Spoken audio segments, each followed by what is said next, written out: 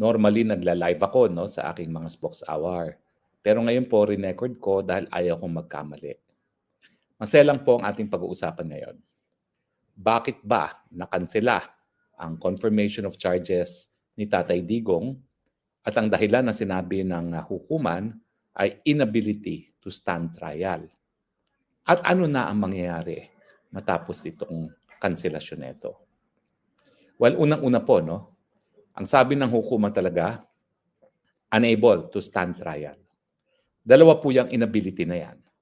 Yan ay physical o di naman kaya mental. Kung physical, ang sabi naman po ni Kitty Duterte ngayon, mukhang malakas ang tatay niya. So hindi po yan physical. Pero pag sinabi namang mental, hindi naman po ibig sabihin yan na wala na sa tamang pag-iisip si Tatay Digong. Siya'y 80 anyos at alam naman natin na kapag 80 anyos ka na, medyo limot-limot ka na. No? At kapag ikaw ay limot-limot na, hindi mo talaga maintindihan kung ano yung mga paratang sa'yo at hindi ka talaga magkakaroon ng pagkakataon na depensahan ang iyong sarili. So isipin na lang po natin, hindi po yan physical na kapansanan, hindi po yan mental na kapansanan, kung hindi talagang limitasyon dahil nga po sa edad ni Tatay Digong na 80. At sino ba naman ang 80 na hindi na nagiging limot-limot? Siyempre, yung pagiging limot-limot, nakaka-apekto rin yan dun sa kanyang pagkakaintindi ng mga paratang laban sa kanya at kung ano yung mga depensa na po pwede niyang gamitin no? Para mapatunayan na hindi siya nagkakasala. Now, ang tanong, saan na tayo patungo matapos ito? Well, ang sabi po ng hukuman, hindi sila mag-i-schedule hanggang hindi maresolba yung mga iba pang mga pending motions na nakabinbin at mukhang hindi sila makakapag tuloy ng pagbibista ng confirmation of charges kung talagang wala sa tamang kakayahan ang Tatay Digong na harapin ang mga paratang sa kanya.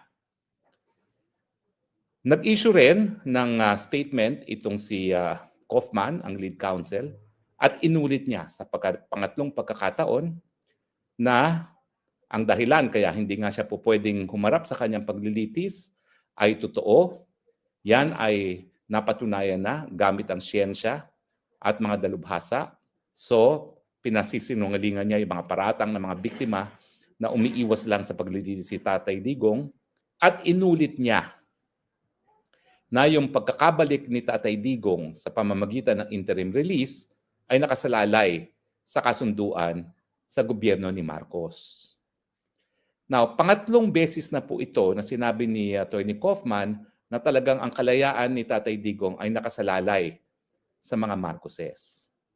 Alam niyo na naman po ang aking paninindigan dyan. Naniniwala po ako na unang-una ang problema ang gumawa ay ang mga Marcoses.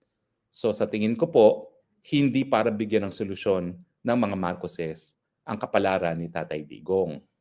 Talaga pong pinadala nila siya sa dahig dahil nais nilang matanggal ang malaking tinik sa kanilang kagustuhan na manatili sa kapangyarihan forever and ever.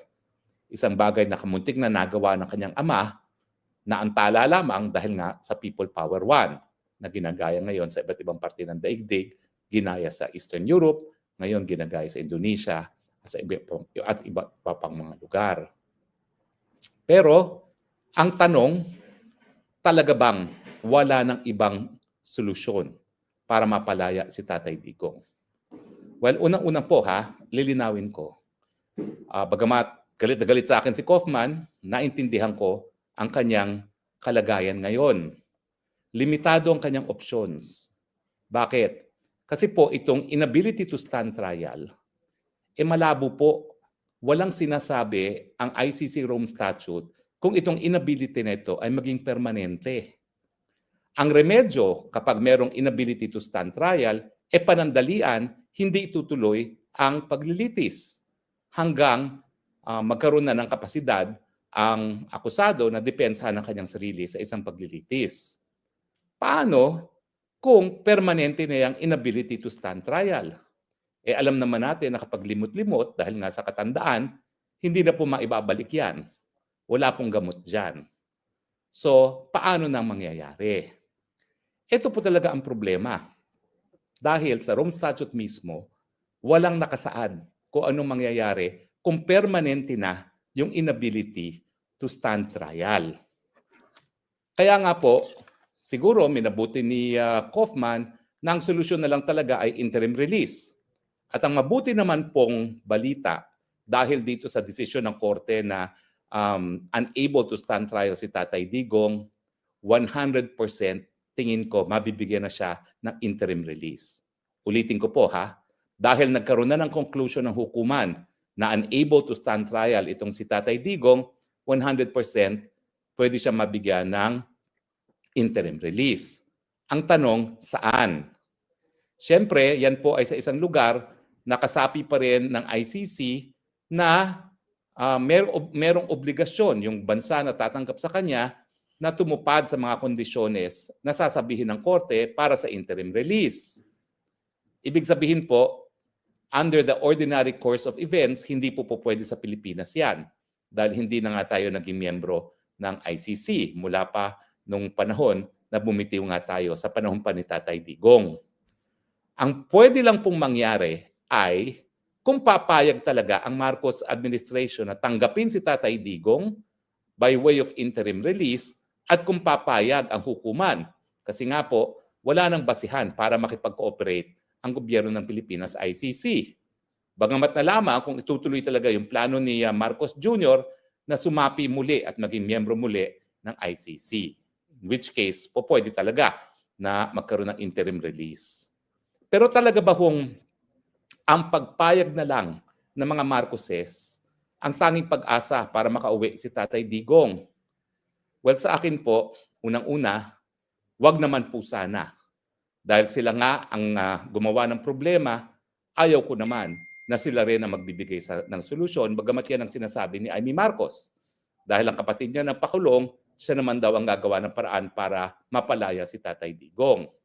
Sinabi ko na rin na siguro ang pagkakakilala ko kay Tatay Digong, kahit ang katumbas niyan ay kalayaan niya o pagbabalik sa Pilipinas, baka mahirap matanggap ni Tatay Digong yung paghingi ng pabor para magkaroon ng utang na loob sa mga Marcoses, yung kanyang pagkakabalik sa kanyang lupang sinilangan, lalong-lalo na sa Davao. So meron pa bang mga ibang pamamaraan para mapalaya si Tatay Digong? Samantalang, gaya ng aking sinabi, tahimik ang Rome Statute kung yung inability to stand trial ay maging permanente. Ang aking paninindigan, meron po. Totoo po, naghihimasok ako ngayon. Aminado ako naghihimasok. Pero paghihimasok ko naman po kasi ay dahil, number one, naniniwala po ako sa liderato ni Tatay Digong. Naging tapat ako maglingkod sa kanya at naniniwala po ako na kaya mahal na mahal si Tatay Digong ay hindi lang dahil siya sa kanyang personalidad, kung hindi pinakita niya ang isang liderato na nagbibigay solusyon sa problema ng taong bayan. Ibig sabihin, itong aking mga mungkahi naman po ay dahil na rin sa aking pagmamahal, pagrerespeto, at pagnanais na mapalaya rin si Tatay Digong. Ako naman po ay nagsabi na, kung ako naman po ay nag-propose ng domestic legal remedy, hindi po yung paghihimasok doon sa ICC dahil ni minsan hindi ko talaga pinakailaman si Kaufman doon sa kanyang ICC. Ngayon lang po ako magbibigay ng mungkahi. At wag naman po sana masamain dahil na naging solusyon ni Kaufman talagang makipagkasundo sa mga Marcoses para tanggapin si Tatay Digong by way of interim release sa ICC. Pwede po yan, kaya nga lang po, hindi naman garantyado na papayag din ng hukuman, una. Pangalawa, bagamat sinasabi natin na baka limot-limot na si Tatay Digong, alam ko po kung siya ay hindi limot-limot pa at talagang maninindigan, hindi po siya papayag na magkaroon ng utang na loob sa mga Marcoses. So ano po ang aking solusyon? Well, nakasaad din po yan sa Rome Statute. No? Magsasalamin po ako. Now, nakasaad po kasi sa Rome Statute talaga na itong inability na humarap sa paglilitis ay dahilan para talagang matigil ang paglilitis. Okay? Now, ang tanong, paano nga kapag ang inability to stand trial ay permanente? Ibig ba sabihin yon forever na siyang nakakulong o di naman kaya forever siyang naka-interim release sa ibang bansa. Kasi po pwedeng mangyari po yan kay Tatay Digong, may interim release either sa France, sa Belgium, sa Netherlands o sa Japan. Pero siyempre, hindi yan ang gusto ni Tatay Digong. Gusto niya makauwi sa Pilipinas. Ang aking mungkahi, subukan lamang na ipadismiss na ang kaso. Ipadismiss na dahil nga walang kakayahan si Tatay Digong para tumayo at depensahan ng sarili niya sa isang paglilitis. Sinabi ko na nga kanina, walang ganyang provision sa Rome Statute. So saan natin iaangkulo yung ating motion para ma-dismiss na, no? Well, alam niyo kasi hindi gaya ng Batas Pilipinas na kapag wala na sa tamang pag-iisip ang isang akusado, pwede na ma-dismiss ang kaso. Walang ganyang provision sa ICC Rome Statute. Ang pwede lang, masuspend.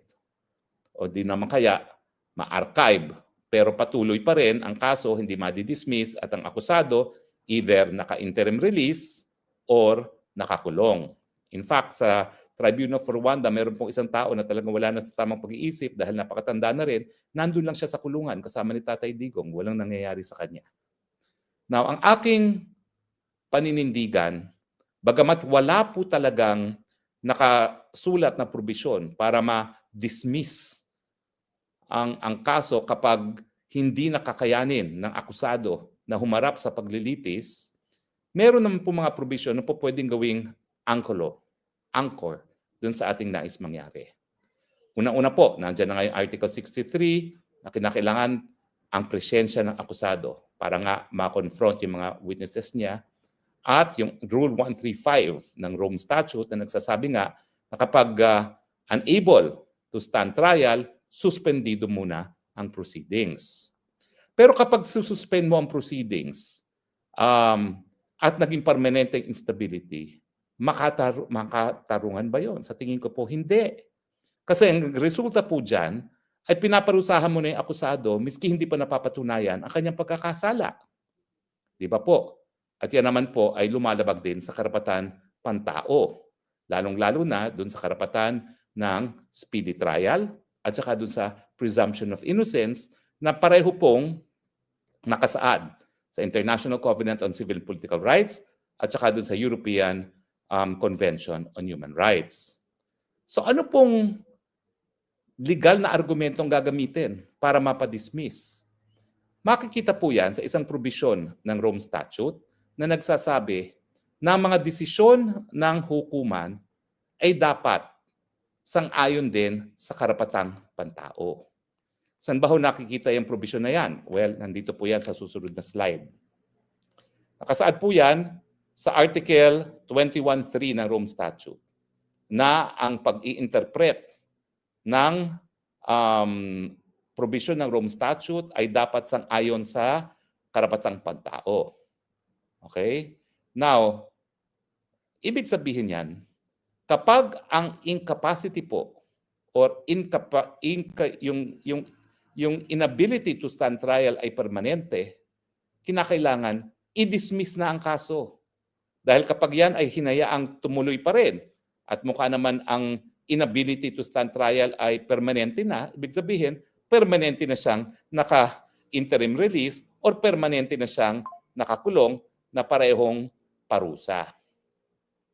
At meron din pong desisyon ang ICC mismo dito sa kaso ni Lubanga, no, na nagsasabi na kapag ang akusado ay talagang hindi na po pwede humarap sa paglilitis at ito'y itutuloy pa rin ng hukuman, ang mangyayari po dyan ay magkakaroon ng abuse of process na tinatawag. Yun yung abuse of process doctrine. Ano ibig sabihin yan? Well, kapag papatuloy po yan at wala nang kakayahan talaga na humarap ang akusado, talaga magre-resulta po yan hindi lang sa paglabag ng karapatang pantao, kung hindi a grave injustice. At kaya nga po sinasabi na that is a grave abuse of process. Kasi yung proseso mismo ng paglilitis ay magre-resulta sa pag-abuso sa karapatang pantao. At saka meron din pong Article 53, ang Rome Statute, na nagsasabi na kapag hindi na posible ang isang fair trial dahil wala nang kakayahan humarap ang akusado sa paglilitis, kinakailangan justice demands that the interest of justice demands na kinakailangan i-dismiss na ang kaso. So anong sinasabi ko? Bagamat wala pong specific provision na nakasaad gaya sa batas ng Pilipinas na yung inability to stand trial, libot-limot na, ay hindi dahilan para permanenteng ma-dismiss ang kaso, meron naman pong sapat na provision sa Rome Statute mismo, 21.3, ang interpretasyon ng Rome Statute ay dapat sang-ayon sa karapatang pantao, yung pagbabawal sa abuse of process, at saka yung provision na in the interest of justice ang magagamit para nga po ma-dismiss ng tuluyan ang kaso kapag naging permanente na yung inability to stand trial. Now, meron pa ba ho tayong po pwedeng masandalan ng mga argumento? Well, tignan po natin no, sa susunod na slide. Marami na po mga desisyon ang lumabas, hindi lang po sa ICC, kung hindi doon sa mga iba pang international tribunal. Dahil ang ICC, isa lang naman po yan sa international tribunal na nagpapataw ng parusa sa mga gagawa ng war crimes at crimes against humanity. Marami na pong desisyon ang War Crimes Tribunal for the former Yugoslavia, tsaka War Crimes Tribunal for Rwanda. No? Now, ano po yung mga kaso na yan? Okay, sa ICTY. Okay, yung sa tribunal, meron pong prosecutor versus Trugar. Kapag ang akusado ay, yun na nga po, hindi na po pwedeng humarap sa paglilitis dahil hindi na niya masyado naintindihan kung anong paratang laban sa kanya at hindi niya masyado maintindihan kung paano niya bibigyan instruction ang kanyang abogado, kinakailangan isuspende at kapag ito nga ay naging permanente, dapat ma-dismiss ang kaso. Isang kaso pa rin sa ICTY, Prosecutor versus Sese. Yan, sinasabi naman na dapat isuspende kapag ang kalusugan ng akusado ay magiging sagabal para siya ay makasapi sa kanyang depensa. Tapos dito nga sa ICC mismo, itong si Prosecutor versus Lubanga, may talagang kapangyarihan ng hukuman na huwag ipatuloy ang mga proceedings kapag ang pagpapatuloy ng paglilitis ay makakasira sa integridad ng hukuman dahil yung paglilitis ay magreresulta sa unfairness or injustice. Isa pang kaso sa ICC din, Prosecutor versus Ruto. Ang abuse of process ay nangyayari kapag yung pagiging patas ng paglilitis ay madudungisan. At ang tanging remedyo para ito'y maiwasan ay ang pagtigil sa paglilitis. Ibig sabihin, ang aking paninindigan, kung ang inability to stand trial ng Tatay Digong ay permanente, ang permanent inability to stand trial ay dapat magresulta sa unfair trial at dahil dito, ang tanging remedyo ay ang tuluyang pagdidismiss ng kaso. Okay? So yan lang po aking mensahe.